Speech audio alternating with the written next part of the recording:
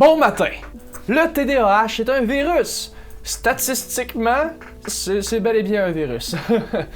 Parce qu'un virus, c'est contagieux. Chaque maladie, chaque type de maladie différente va avoir un système de propagation qui va être différent, puis qui va être observable. Les bactéries se propagent pas de la même façon que les virus. Les maladies mentales vont pas avoir la même évolution à travers une société que les virus puis les bactéries, que les parasites, comme les maladies génétiques non plus. En fait, une des meilleures façons de savoir si une maladie est plus virale, bactérienne ou génétique ou environnementale, c'est en observant son évolution. Si tu es capable d'observer une maladie dans un pourcentage équivalent dans plusieurs pays, il y a des bonnes chances que ce soit plus génétique, que ce soit une malformation génétique qui affecte, par exemple, 0,0005% de la population, puis que le taux de population qui ait cette maladie-là reste relativement stable à travers les années, puis que c'est réparti assez également, il y a des bonnes chances que ce soit une maladie génétique. Alors que si tu vois une maladie qui se propage rapidement à travers un pays, ou bien lentement à travers un pays, tu vois une augmentation des cas dans les populations les plus denses, il y a des bonnes chances que ce soit plus bactérien ou viral. Puis c'est bizarre parce que techniquement, le TDAH, selon ces statistiques-là, il serait viral. Le TDAH évolue dans la société de façon virale, comme si c'était contagieux, ce qui n'est pas le cas. Quand j'étais jeune, je me suis fait diagnostiquer comme étant TDAH. Probablement que le médecin avait pas tort. Puis c'est de la merde. C'est vraiment de la merde d'être TDAH, avoir un trouble déficitaire de l'attention, parce que t'as pas d'attention du tout. Même avec beaucoup de pratiques, de techniques de méditation, plein de trucs différents, c'est super difficile de se concentrer quand même. Puis je considère que je m'en viens bon. Puis pourtant, si tu me parles, il y a quand même des très bonnes chances que j'oublie que tu es en train de me parler. C'est difficile pour un enfant. D'être diagnostiqué TDAH, c'est difficile pour l'enfant. D'une part, parce que à partir du moment où tu es considéré différent, les autres enfants te voient comme différent. Les enfants qui n'ont pas appris à accepter les différences ont des bonnes chances de te traiter comme différent. Puis mal. Les petits enfants TDAH, en tout cas d'où je viens, vivaient la discrimination, puis en vivent encore. À partir du moment où tu te fais diagnostiquer TDAH, tu es considéré comme différent. Puis les gens te traitent différemment. Puis ça en soi, c'est difficile. Puis en plus de ça, il y a la médication. Parce que dis à un enfant qui va prendre cette médication-là pour régler ses problèmes de concentration, mais qu'il va se ramasser avec des troubles du sommeil, des troubles de l'appétit, il va se calmer soudainement, puis ça va arriver pour vrai, même si c'est supposé être des effets secondaires qui affectent pas la majorité des consommateurs de ce produit-là, parce que c'est des effets secondaires. Mais un enfant, c'est naïf. Un enfant a beaucoup plus de chances d'être affecté par un effet nocebo puis un effet placebo.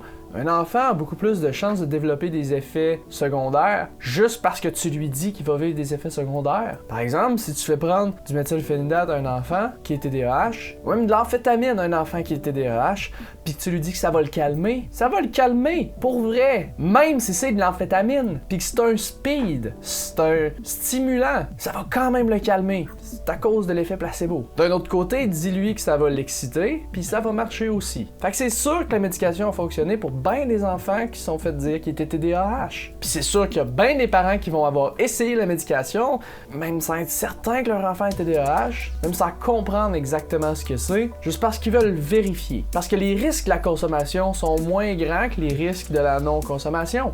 Laisser ton enfant stupide, aucun parent veut faire ça. Laisser ton enfant avec des difficultés à apprendre, aucun parent veut faire ça. C'est normal. Tu veux que ton enfant soit le meilleur. Fait que tu vas aller voir un médecin, tu vas aller vérifier si ton enfant est TDAH, avec des tests qui sont faits sur des petits bouts de papier, sur quelques petits examens. Puis tu vas déterminer si ton enfant est TDAH. Puis à partir du moment où il va l'être, tu vas le médicamenter pour vérifier si les médicamentations peuvent l'aider. Puis ils vont l'aider, c'est sûr. C'est sûr qu'ils vont l'aider, c'est sûr que ça va l'affecter. Mais il est probablement pas TDAH, ton enfant. Parce qu'il y a le même ratio de TDAH dans la population qu'il y en a il y a 20 ans. Officiellement, peut-être pas. Sauf que si c'est une maladie génétique, si c'est une maladie, un trouble psychologique qui est pas causé par un virus, qui est pas causé par une bactérie, qui est pas causé par une cause environnementale connue, normalement, le TDAH va être réparti de façon égale à travers toutes les populations, puis il va rester à un taux très faible. Présentement, le TDAH se propage exactement comme un virus. Ça se déplace à travers les pays comme un virus. Sauf que c'en est pas un. Fait que comment ça se fait?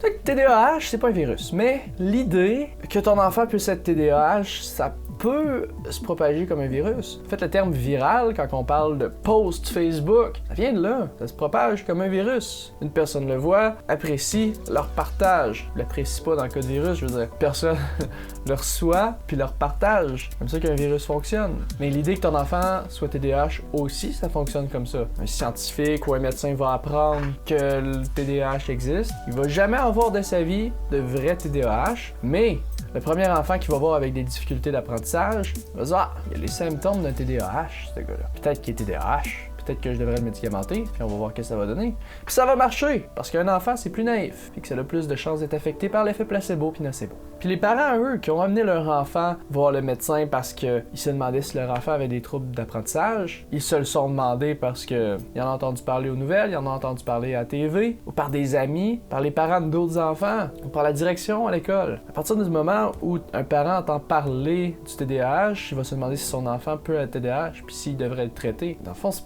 pas le TDAH qui est viral, c'est pas le trouble déficitaire de l'attention qui est viral, c'est l'idée de médicamenter les enfants qui ont des troubles d'apprentissage. C'est l'idée de pouvoir donner une pilule magique à ton enfant pour qu'il devienne meilleur à l'école, qu'il devienne plus performant, que sa vie soit meilleure dans le futur. C'est à voir si c'est mal ou bien comme façon de penser. Je fais partie de l'une des premières générations à avoir vécu ce phénomène-là, puis on arrive justement dans la partie adulte où on est supposé travailler puis se trouver des jobs. Puis on va avoir des statistiques là-dessus un jour. Ouais. T'es probablement pas TDAH. Je suis probablement pas TDAH non plus. En fait, la majorité de la population ne l'est pas. En fait, une très très infime partie de la population risque de peut-être être TDAH parce que c'est une maladie rare. C'est sincèrement rare. Quelqu'un qui a réellement des troubles quelqu'un qui a réellement des troubles déficitaires de l'attention, c'est rare. Pas mal plus rare qu'il y a des gens qui sont médicamentés. Puis c'est tout pour aujourd'hui. Si t'as aimé mon vidéo, appuie sur le bouton j'aime, partage-le, puis on va se revoir dans un prochain vidéo. Passe une bonne journée, passe une bonne semaine, puis à la prochaine. Bye!